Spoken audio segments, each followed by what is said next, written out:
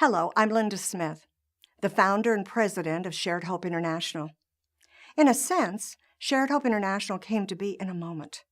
It was the moment I was first confronted with a filthy little girl in a brothel in India. She was trembling and she smelled and she leaned into me, obviously yearning for a touch. And I had to decide in an instant whether to embrace her or hold her at arm's length. That was in 1998, while I was still a member of Congress. I knew then that I could not hold the problem of sex slavery at arm's length. I had to engage. Much later, as I relived that night, the rest of the scene came into view. A sea of men surging through the brothel streets, the relentless force of demand. I realized that the drive to relieve sexual desire with a nameless, faceless prisoner of the sex trade caused the devastation of that first little girl. That's when the heart's desire of my organization was formed, to eradicate sex slavery, one life at a time.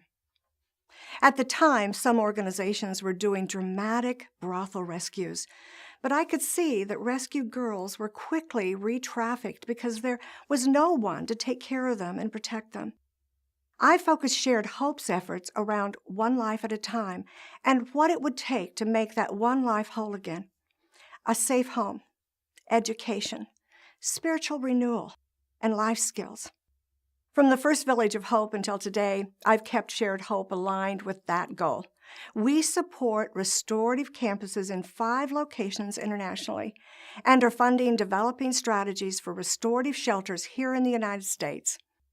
In addition to restoring the one life that is so brutally broken, Shared Hope works towards bringing her justice and preventing another life from being shattered. U.S. government grant-funded research in 2006 and 2009 gave us the opportunity to establish a base of credible scholarship about the demand that fuels the entire sex trafficking industry and how this worldwide phenomenon plays out in our own country. The initial evidence that U.S. children were being trafficked for sex was shocking and becomes even more disturbing as we learn more from victims. Research-supported authoritative sources put the number of domestic minor sex trafficking victims in the U.S. alone at more than 100,000 every year.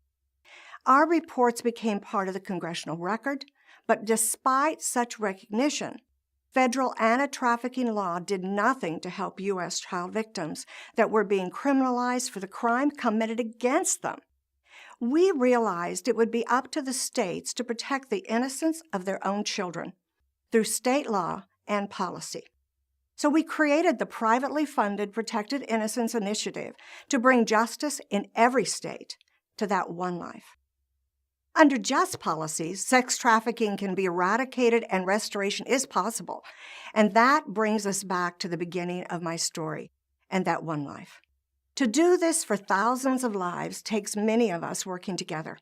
Will you join me? I would be honored by your partnership.